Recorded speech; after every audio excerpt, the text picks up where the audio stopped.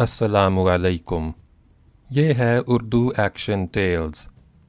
آپ سب سے گزارش ہے کہ میری اس ویڈیو کو لائک اور شیئر کریں اور میرے چینل کو سبسکرائب کریں۔ یہ ہے سر آرتھر کونن ڈوئل کا لکھا ہوا لڑکے اور لڑکیوں کے لیے ایک نہایت دلچسپ science fiction novel the last world کا اردو ترجمہ اندیکھی دنیا۔ مترجم سعید رضا سعید۔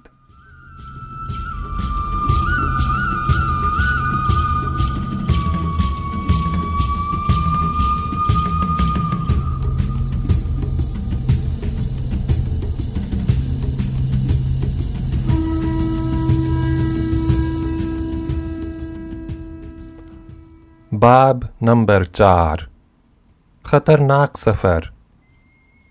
یہ سطریں میں بحری جہاز فرانسسکا کے کیبن میں لکھ رہا ہوں۔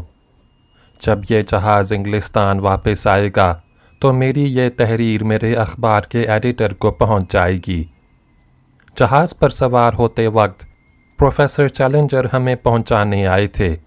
چلتے وقت انہوں نے ایک بند لفافہ دے کر کہا تھا، ساری ہدایات اس میں بند ہیں، اسے اس وقت تک نہ کھولنا جب تک تم دریائے ایمیزون کے کنارے واقع قصبہ مناؤس تک نہ پہنچ جاؤ، اور وہاں پہنچ کر بھی اسے اسی تاریخ کو اور اسی وقت کھولنا جو لفافے پر درج ہے۔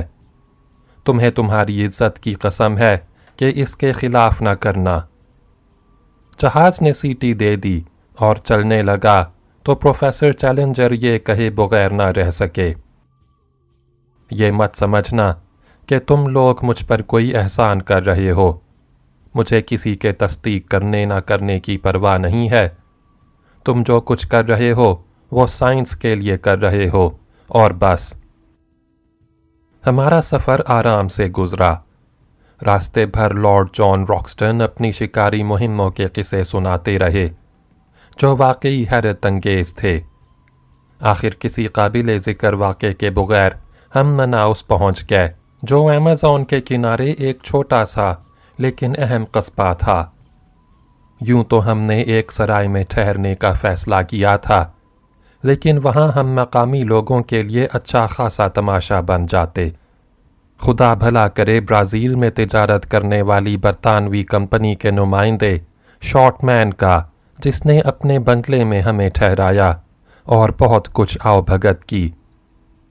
پروفیسر چیلنجر نے لفافہ کھولنے کی جو تاریخ مقرر کی تھی اس میں ایک ہفتہ باقی تھا، لہٰذا ہم آرام کرتے رہے۔ میرے دو ساتھیوں میں سے ایک مسٹر سمرلی 86 سال کے سنجیدہ بزرگ تھے اور بہت کچھ سرد گرم دیکھے ہوئے تھے۔ انہیں کیڑوں مکوڑوں اور چڑیوں وغیرہ کے بارے میں تحقیق کا جنون تھا۔ وہ اسی میں مصروف ہو گئے۔ روز صبح کو تتلیاں پکڑنے کا جال اور بندوق لے کر وہ ادھر ادھر نکل جاتے اور شام کو بہت سے نمونے لیے ہوئے واپس آتے۔ مجھے ان کی ایک ہی بات ناپسند تھی، اور وہ یہ کہ وہ بہت گندے رہتے تھے۔ اپنے میلے کپڑوں یا میلے جسم سے انہیں ذرا وحشت نہیں ہوتی تھی۔ دوسری طرف لارڈ جان راکسٹن ہر وقت صاف ستھرے اور خوش پوش رہنے کے عادی تھے۔ روز صبح بڑے اہتمام سے شیف بناتے اور استری کیے ہوئے کپڑے پہنتے، اس لیے ان سے میری گاڑھی چھنتی تھی۔ راستے میں جب ہمارا جہاز پارا میں ٹھہرا تھا تو ہم نے اپنے سفر میں ساتھ لے چلنے کے لیے کچھ آدمی بھرتی کر لیے تھے۔ ان میں ایک زمبو نامی حبشی بھی تھا، بالکل سیاہ فام اور کسی دیو کی طرح طاقتور۔ فرمان برداری میں وہ ایک سدھے ہوئے گھوڑے کی طرح تھا اور عقل بھی بس گھوڑے ہی جتنی تھی۔ اسے ہم نے جہاز کی کمپنی کی سفارش پر رکھا تھا۔ اسی کمپنی میں نوکری کر کے وہ ٹوٹی پھوٹی انگریزی بولنے لگا تھا۔ زمبو کے علاوہ پارا میں ہی ہم نے ملی جلی نسل کے 2 اور آدمی، گومیز اور مینویل بھی رکھ لیے تھے۔ ان دونوں کی داڑھیاں تھیں اور وہ چیتوں کی طرح پھرتیلے تھے۔ دونوں عرصے سے اس علاقے میں تھے اور گومیز تو فر انگریزی بولتا تھا۔ ان لوگوں کو کھانا پکانے، کپڑے دھونے اور سامان اٹھا کر ساتھ چلنے کے لیے رکھا گیا تھا۔ ان کے علاوہ ہم نے بولیویا کے ایک قبیلے کے 3 آدمیوں کی خدمات بھی حاصل کر لی تھیں جو کشتی چلانے اور مچھلیاں پکڑنے کے ماہر تھے۔ دریائی سفر میں ان کی بڑی ضرورت تھی۔ ان تینوں کے سردار کو ہم اس کے قبیلے کی رعایت سے موجو ہی کہتے تھے۔ باقی 2 کے نام جوزے اور فرنینڈو تھے۔ یہ ہفتہ بڑی مشکل سے کٹا۔ آخر خدا خدا کر کے وہ دن بھی آ گیا جب ہمیں وہ لفافہ کھولنا تھا۔ ہم تینوں برآمدے میں بیت کی کرسیوں پر بیٹھے ہوئے تھے۔ درمیان میں گول میز تھی جس پر لفافہ رکھا ہوا تھا۔ لفافے پر پروفیسر چیلنجر کے بھدے خط میں لکھا تھا: لارڈ جان راکسٹن اور ان کی جماعت کو ہدایت ہے کہ وہ اسے مناؤس میں 15 جولائی کو دن کے ٹھیک 12 بجے کھولیں۔ لارڈ جان راکسٹن نے اپنی گھڑی اتار کر لفافے کے پاس ہی رکھ دی تھی۔ ابھی 7 منٹ باقی ہیں، لارڈ جان راکسٹن نے بیزاری سے کہا۔ مسٹر سمرلی نے مسکرا کر لفافہ اٹھا لیا اور بولے: اگر چند منٹ پہلے بھی اسے کھول لیا جائے تو کیا فرق پڑتا ہے؟ نہیں جناب، لارڈ جان نے کہا، پروفیسر نے ہمیں ہماری عزت کی قسم دلائی ہے، اس کا پاس تو کرنا ہی پڑے گا۔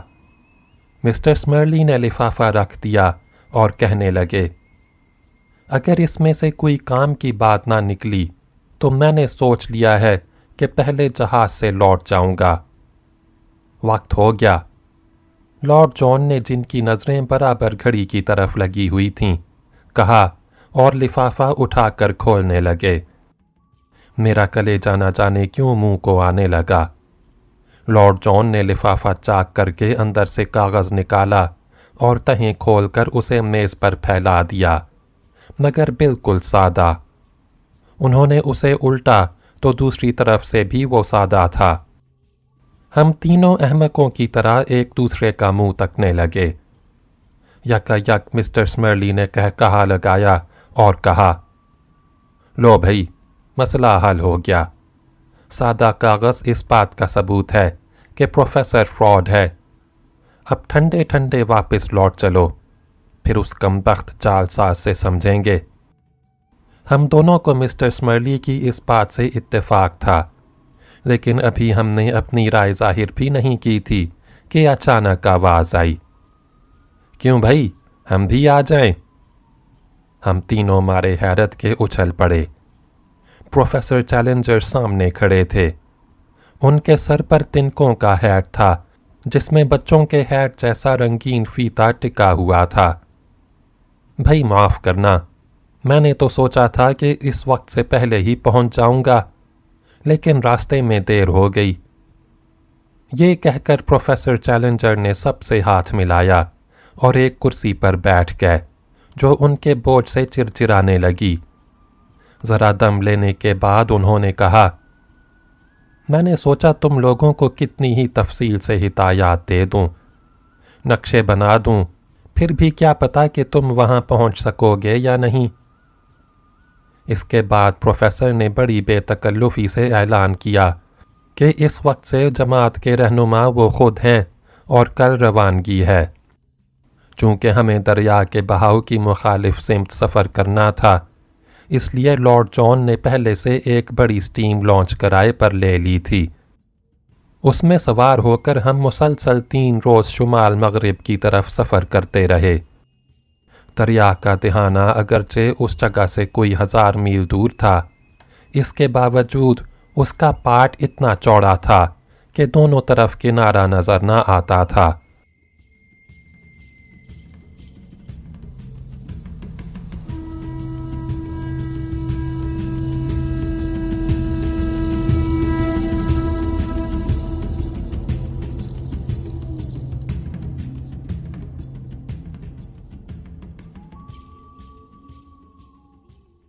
سفر کے چوتھے دن ہم پروفیسر چیلنجر کی ہدایت پر ایک معاون دریا میں مڑ گئے جو ایمیزون میں آ کر گرتا تھا۔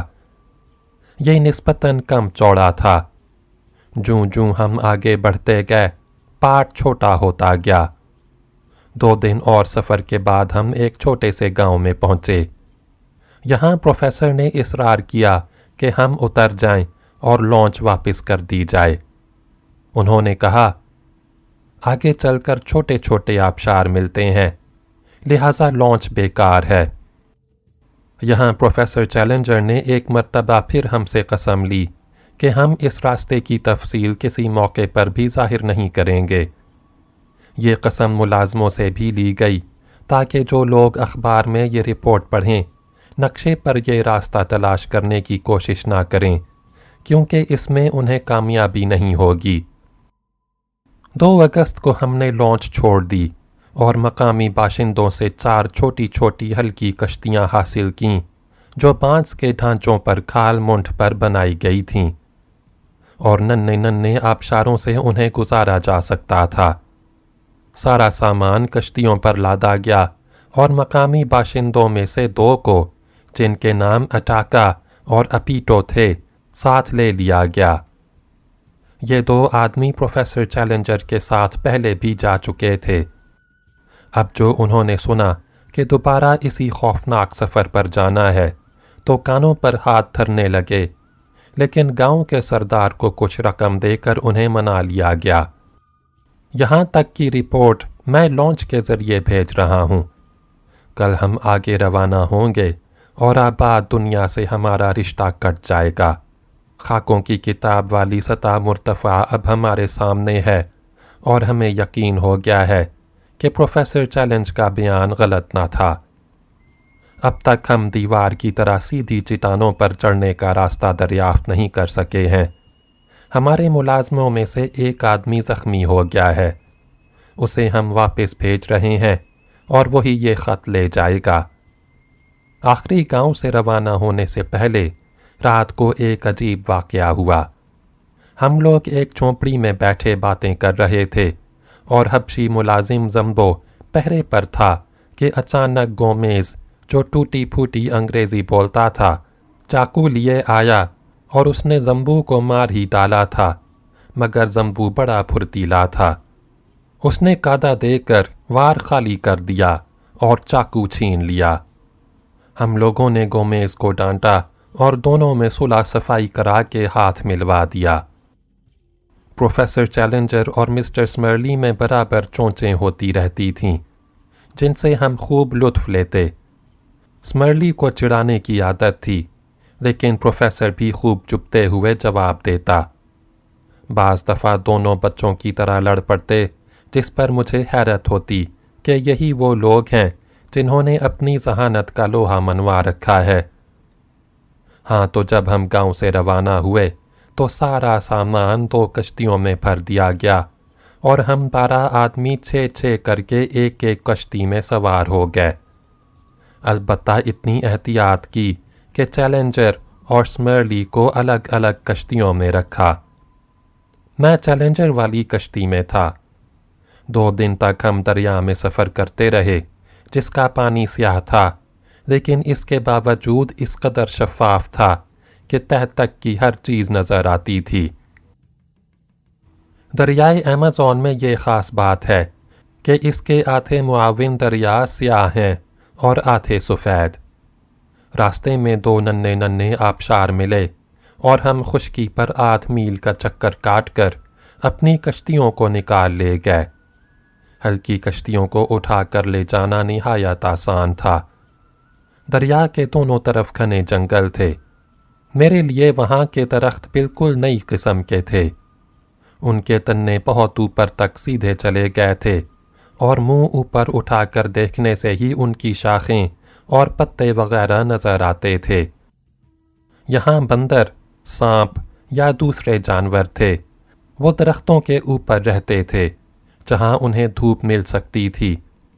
کبھی کبھی دور کوئی ریچھ بھی نظر آ جاتا تھا۔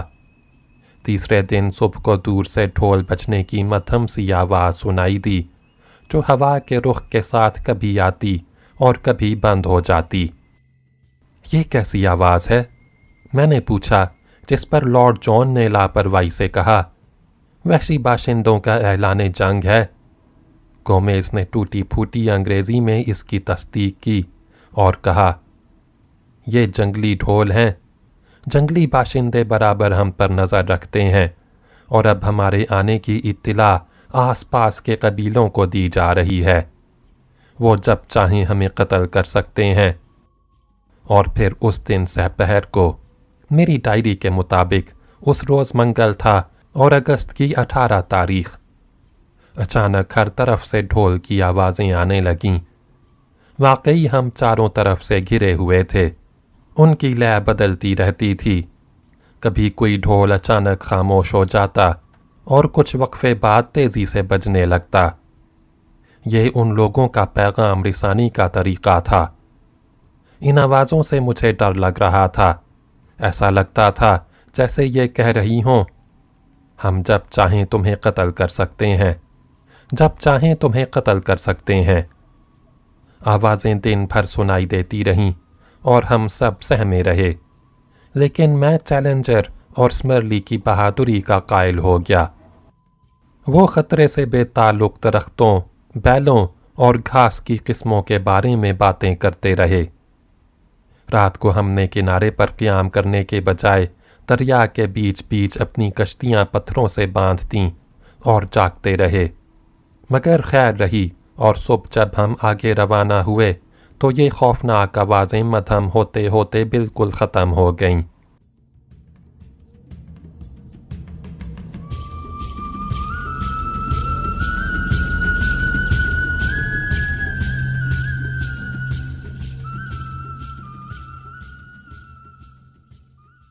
तीन बजे सहपहर के करीब हमें फिर एक आबशार मिला। ये वही जगह थी जहाँ पिछले सफ़र के दौरान चैलेंजर का सामान ज़ाया हो गया था। हमने अपना सामान और हल्की कश्तियाँ उठाईं और किनारे पर चलने लगे। कोई 1 मील पैदल चलकर दोबारा हमने कश्तियाँ पानी में उतार दीं और दरियाई सफ़र शुरू किया और 10 मील चलकर फिर पड़ाव डाल दिया गया। सुबह को जब हम दोबारा रवाना हुए तो प्रोफेसर चैलेंजर बड़ी बेचैनी से बाईं तरफ देखते जा रहे थे, जैसे कुछ तलाश कर रहे हैं। आखिर एक दरख्त आया जो तिरछा होकर पानी पर झुक गया था। उसे देखकर उन्होंने खुशी का नारा लगाया और कहा कि बस यहाँ से आधे मील के फासले पर अनोखी दुनिया का चोर दरवाज़ा है। नदी के किनारे बांसों का घना झुंड एक दीवार की तरह खड़ा था। प्रोफेसर चैलेंजर ने कहा, गौर से देखते रहो, जहाँ ये सब्ज़ दीवार जर्दी माइल दीवार से मिले वहीं हमें रुक जाना है। थोड़ी देर बाद हमने देखा कि बांसों का सिलसिला ख़त्म हो गया और उसके बाद नरकुलों का सिलसिला शुरू हो गया। दोनों के रंग में फ़र्क था। प्रोफेसर चैलेंजर की हिदायत पर हम नरकुलों को हटाते हुए अपनी कश्तियों को अंदर धकेल कर ले गए और कोई 100 गज चलने के बाद एक चश्मे में पहुंच गए जिसमें उथला पानी था। उसकी चौड़ाई 20 गज से ज़्यादा न रही होगी। दोनों तरफ बड़े घने दरख्त, बेलें, पौधे और झाड़ियाँ थीं और चश्मे के ऊपर भी दरख्तों की टहनियों और पत्तों ने एक छत सी बना दी थी जिसमें से आसमान नज़र न आता था। गोया ये सब्ज़ रंग की एक कुशादा सुरंग थी जिसमें से हम गुज़र रहे थे। यहाँ जानवर भी बहुत थे। मखमल खाल वाले बंदर अपने दूध जैसे सफ़ेद दांत निकाल निकाल कर हमारा इस्तकबाल कर रहे थे और दूसरे जानवर भी रुक रुक कर गौर से हमें देख रहे थे। उनमें वो दहशत नहीं थी जो शिकारियों के डर से जानवरों में पैदा हो जाती है। सब सुरंग में ये सफ़र 3 दिन जारी रहा। गोमेज़ ने बताया कि कुरुपुरी के डर से मकामी बाशिंदे भी इस तरफ नहीं आते। कुरुपुरी यानी जंगल की बदरूह, जिससे डरना ही चाहिए। तीसरे दिन शाम को हमें मालूम हो गया कि अब कश्तियों का सफ़र जारी नहीं रह सकता, इसलिए कि चश्मा बराबर उथला होता जा रहा था। एक जगह हमारी कश्तियाँ रेत में धंस गईं। हम उन्हें घसीट कर किनारे पर ले आए और यहीं रात बसर की।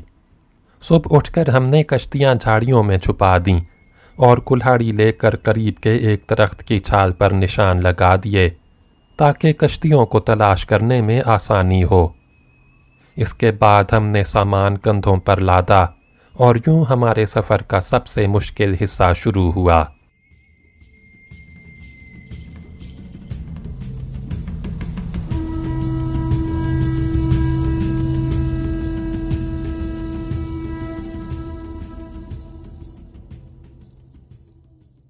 यहाँ एक दिलचस्प वाक़या पेश आया। प्रोफेसर चैलेंजर खुद ही हमारे लीडर बन बैठे थे और सारी बातों का फ़ैसला वो खुद ही करते थे। हालांकि लंदन से रवानगी के वक्त मिस्टर स्मर्ली को टीम का लीडर बनाया गया था। जब हमें सामान खुद उठाकर चलना पड़ा तो प्रोफेसर चैलेंजर ने हवा का दबाव मालूम करने के आले बैरोमीटर का डब्बा स्मर्ली को दे दिया कि इसे उठा लो। स्मर्ली को ये बात नागवार गुजरी।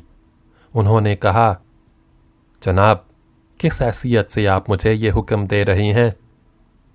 टीम के लीडर की हैसियत से, चैलेंजर ने जवाब दिया और स्मर्ली बिगड़ गए।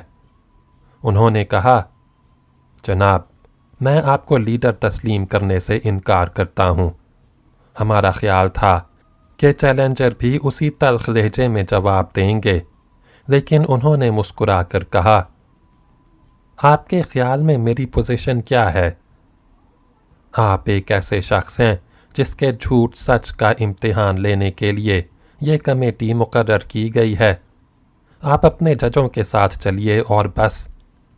अब चैलेंजर ने अपना तुर्ब का पत्ता इस्तेमाल किया और वहीं घास पर बैठकर बोले, तो ठीक है, आप लोग जाएं। मेरा जब जी चाहेगा आ जाऊंगा। मैं जब रहनुमा नहीं हूं तो इस जमात की रहनुमाई क्यों करूं? खुदा का शुक्र है कि वहां तो समझदार आदमी मौजूद थे, यानी लॉर्ड जॉन रॉक्सटन और मैं। हमने तत्तू थब्बो करके दोनों को ठंडा किया। स्मर्ली ने खामोशी से चैलेंजर की रहनुमाई कबूल कर ली और बैरोमीटर का डब्बा उठाकर चलने लगे, लेकिन आपस में बातचीत बंद थी। वो चश्मा एक पतली सी नाली बनकर घास और पौधों में गायब हो चुका था। यहाँ बड़े बड़े मच्छरों के झुंड बादल की तरह उड़ते थे। ज़मीन पर इस कदर काई थी कि घुटनों घुटनों तक हमारे पैर उसमें धंस जाते थे। दूसरे दिन हम एक ऐसे इलाके में दाखिल हुए जो चढ़ाई की तरफ जाता था। जंगल हल्का होते होते करीब करीब ख़त्म हो गया। इस्तिवाई तर्ज के देवकामत दरख्तों के बजाय अब कहीं कहीं पाम के झुंड थे। हम कुतुबनुमा और दूसरे आलात की मदद से सफ़र कर रहे थे। प्रोफेसर चैलेंजर और दो मकामी आदमी इस रास्ते पर पहले भी आ चुके थे। कभी कभी उनमें इस बात पर इख्तिलाफ हो जाता कि किस तरफ चलना चाहिए। आखिर दोनों मकामी आदमियों की राय मानी जाती और बाद में खुद चैलेंजर ये मानते कि हम ठीक रास्ते पर हैं।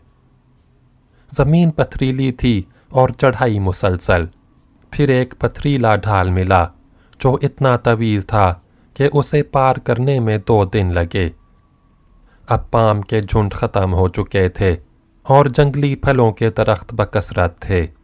कभी कभी कोई साफ शफाफ चश्मा मिलता और हम मछलियां पकड़कर खूब मज़ेदार दावत उड़ाते।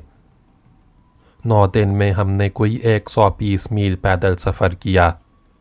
अब हमें बांस का जंगल मिला जो इतना घना था कि सामान लेकर गुजरना मुश्किल था। हम कुल्हाड़ियों से बांस काट काट कर रास्ते बनाते हुए आगे बढ़ते रहे। उस जंगल को अबूर करने में पूरा दिन लगा। मगरिब के बाद इससे बाहर निकले और वहीं हमने पड़ाव डाल दिया। सुबह को जब रोशनी हुई तो हमने देखा कि सामने फिर चढ़ाई है और जगह जगह ऊंची ऊंची कांटेदार झाड़ियां हैं।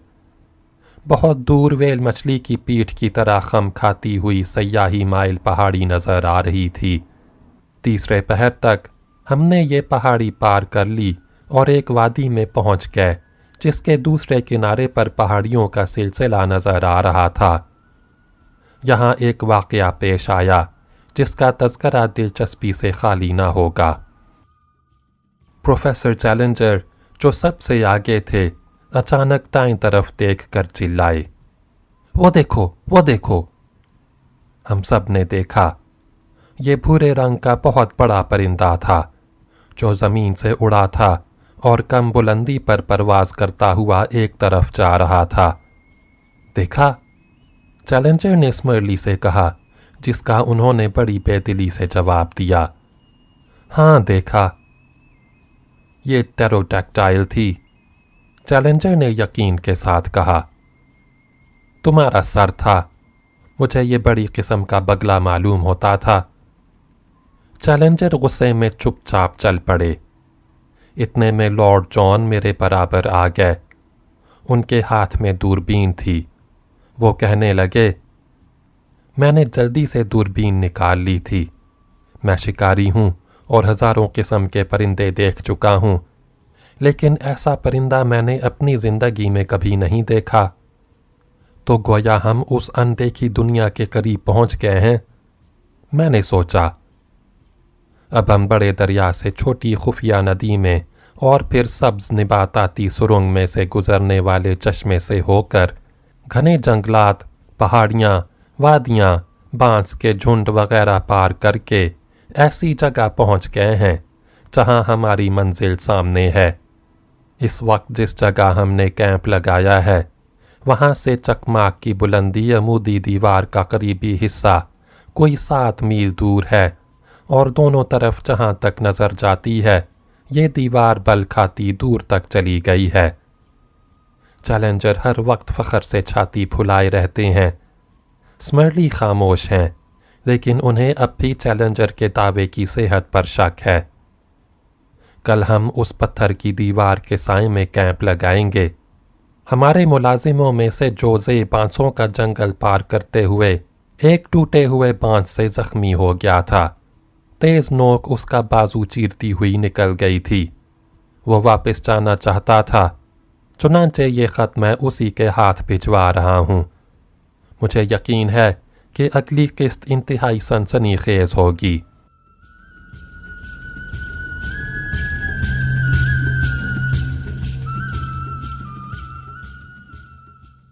बाब नंबर 5, मौत के चुंगल में, अगली वीडियो में सुने।